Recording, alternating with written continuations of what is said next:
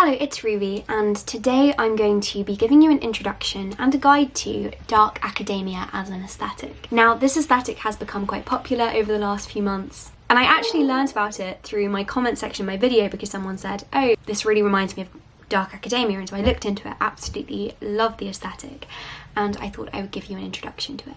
As an aesthetic, it revolves around principles of classic literature, the pursuit of knowledge, and academics. It is linked to old universities like Oxford and Cambridge, authors like Oscar Wilde, and long days working tirelessly on academic projects, writing late into the night by candlelight, and staining your fingertips black with ink. I absolutely love this aesthetic, and the understanding of knowledge is something life-giving and desperate. It's this endless pursuit of knowledge, and there's a kind of intensity to it because you're so desperate to get it done, you're so eager to get it done, and it's the only thing on your mind. And for me, that's the best bit about education, when you reach something that you are finding so fascinating that you just have to keep on going, and you become utterly absorbed in this world of learning, which I love. So in this video, I'm going to be giving you some outfit ideas, activity ideas, recommendations for books, film and music, if you are interested in applying parts of this aesthetic to your everyday life. But before we do that, I do need to give a disclaimer,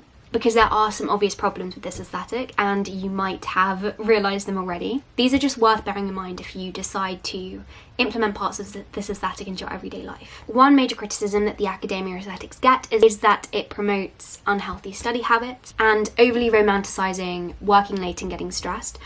I do not advocate for working past your limit. However, I do like the part of this aesthetic which really recognises, as I said, how wonderful learning is and how absorbed you get into it. So definitely enjoy that process, but also be careful. Another major criticism is that this aesthetic is very Eurocentric. As I said, it's mainly linked to old universities like Oxford and Cambridge, which are in the UK, and it's also very white dominated as an aesthetic. If you look on Pinterest, that you will see it's mainly white men and women in these pictures. Obviously, it's so important for us to change that kind of stereotype of dark academia. There are some wonderful dark academia pages by people of colour, which I'm going to link down below so you can have a look at those. So there are some obvious problems. It doesn't mean you can't enjoy aspects of this aesthetic, but just be mindful of this going in and these problems which exist. I thought we could start with activities, because ultimately an aesthetic is rooted in how you behave, it's how you act. It's not just about how you look, and I don't think dark academia should be performative. I think it should be something that we practice. Writing notes by hand, maybe with dipping pen in ink and staining your fingertips black, but not realising until you're heading back from the library. Writing long letters filled with poetry references to people who live too far away for you to see them in person, or for those just around the corner from you. Reading books late into the night, Wilde and Dickens and the Romantic poets, reading Frankenstein and shivering under a full moon. Going on research tangents where you're looking at one thing and then another and being unable to stop because you're just so engrossed. Waking up and immediately heading to your desk to write down what you remembered in your sleep, the idea maybe for your next novel. Sitting out on a bench or picnic rug in the freezing cold and writing poetry with frozen fingertips. Spying on people, just because you're curious. Be careful with this one. Reading. Lots and lots of reading. Listening to Tchaikovsky and Mozart and Beethoven on your record player, absorbing the music as you drink tea from your favourite china teacup, found at a charity shop of course.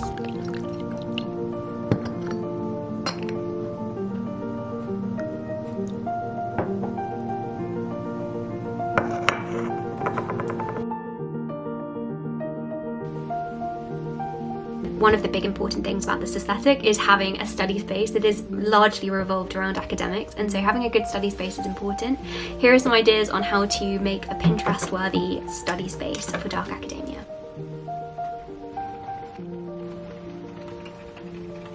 I'd recommend putting up candlesticks. Working by candlelight is one of the loveliest things. I absolutely love it.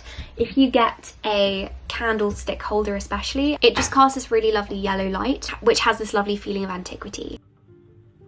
Ink pots and quills and dipping pens. I feel like there's always something quite lovely about anatomizing things, breaking things down and doing them more from scratch, and I think that's why dipping pens in ink is such an appealing concept, because we're so used to having pens which work easily. We don't have to work to write. But with a dipping pen, you're having to piece the two elements together, and there's something quite satisfying about that. Also, it increases that sense of urgency, like having to dip your pen in the ink quickly in order to write down quickly what you want to say. It's also nice to have gorgeous notebooks and some of your favourite books stacked up on your desk. The books can help to inspire you, maybe the Penguin Orange Classics or some beautiful hardbacks that you found. You can find lovely ones in charity shops and they are usually quite affordable. It's really worth trying to find some after lockdown. For nice notebooks, I recommend anything which is faux leather or cloth bound. Gilded edges are lovely, and if you have slightly yellowed paper, it just adds to that beautiful antiquity feel. If you're choosing a desk and you're able to get a new desk, then you might be able to find a really lovely vintage one. If you keep an eye out for these, you can find them quite affordably on Facebook Marketplace and Etsy and eBay sometimes. So for example, I've got this old school desk downstairs, and we actually got this off the bonfire heap from my old school. Also, of course, you'll want to make a Dark Academia mood board.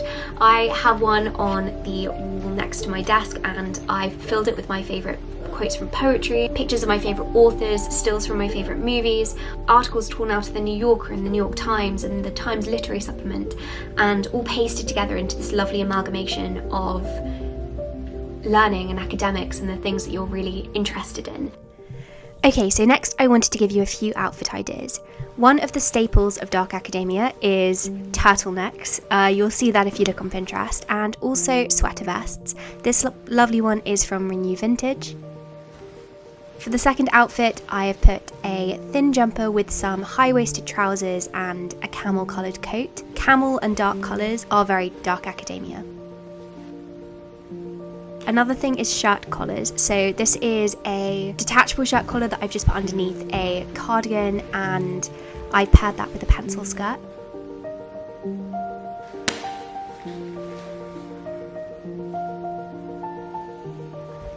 And then I added a blazer. This is a corduroy blazer, which kind of reminded me of the kind of thing a 1950s professor or lecturer would wear, which again feeds into that academic mindset. Then I've done the same cardigan and shirt collar but with a school-themed skirt, and also this big tweed oversized jacket. Another thing you might want to add are statement collars. So for example, I've got this Stay Curious one, which is very old-fashioned. And then for this next outfit here, I am dressing it down with a denim jacket. This is a literary one. It's got a custom painted picture of Emily Dickinson on the back. Another thing you might want to try out is ties. I love wearing ties. Here's another outfit with shirt collars. Statement jackets can also be fun. Coats of any kind, because it tends to be more associated with autumn and winter. Also scarves tied round in a kind of sailor style I see as being quite Dark Academia. And beret hats. Okay, next we're going to move on to some book recommendations. First of all, I'm going to recommend Harry Potter. Let's Explore Diabetes with Owls by David Sedaris, which is a collection of essays which are very, very funny. Then I've got Villette by Charlotte Bronte, again set in a boarding school. The Ocean at the End of the Lane by Neil Gaiman. The old-fashioned elements of this really remind me. The Children Act by Ian McEwan. This reminds me of Dark Academia because the judge is on this academic pursuit, as it were. She's very absorbed in her work. Death of Venice by Thomas Mann also reminds me of it because of that desperate fascination, obsession he has with the young boy as a piece of art. The Secret History by Donna Tartt is the staple one for this aesthetic. This is the one that you will see referenced the most online. Then we've got the complete Sherlock Holmes series, of course. I've also put the Northern Lights trilogy by Philip Pullman on here. The Book Thief by Marcus Zusak, because Liesl is such a huge book lover. Extremely Loud and Incredibly Close, again that pursuit of something, that pursuit of knowledge when Oscar goes out to try and find the lock in New York, which his key fits. Then two Jules Verne's books. Jules Verne really reminds me of Dark Academia, so we've got 20,000 Leagues Under the Sea and Around the World in 80 Days. Literature of the Enlightenment. I do think you find the themes of Dark Academia quite a lot in those books. Anything by Oscar Wilde. Here is my copy of a collection of his short stories. The Picture of Dorian Gray is wonderful for this. Good Girl's Guide to Murder if you're looking for a YA book. And then finally, the Miss Peregrine's Home for Peculiar Children series. I've also got a few film recommendations. Tolkien, Extremely Loud and Incredibly Close, the film. The Children Act, the film. The Theory of Everything, which is the life of Stephen Hawking, of course. Dead Poets Society, Sherlock, and Little Women, the Greta Gerwig 2019 adaptation. Finally, I'm going to share some music recommendations with you. These are some songs that really remind me of Dark Academia. The song Achilles Come Down, Anything by the Lumineers. Anchor, Already Gone by Sleeping at Last. Anything from Turn Spies, I think this is a TV show, but the soundtrack is wonderful. Bastille. The Twilight soundtrack, surprisingly, I've never watched these films, but I do love the soundtrack. Also, Poldark, I have not watched the series, but the soundtrack is brilliant. Muse by Avalanche. The Swan Lake Symphonies, anything by Tchaikovsky really, or any of the classical artists. This is another wonderful sonata. The Lion soundtrack is great. Also the soundtrack for The Sixth Sense. The soundtrack for Extremely Loud and Incredibly Close. The soundtrack for Fantastic Beasts and Where to Find Them.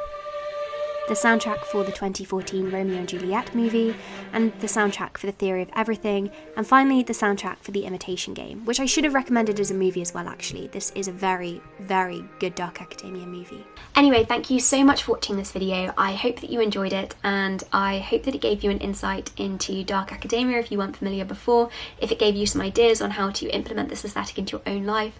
Obviously, as I said, there are some problems with this aesthetic, and it's really important to be mindful of those, but there are also wonderful aspects of this, namely just the main premise that knowledge and the pursuit of knowledge is a gift. It's something desperately beautiful and exciting and wonderful, and I just love that there's a place on the internet for that. I think that's really positive. Anyway, thank you for watching, and I hope that you have a productive week.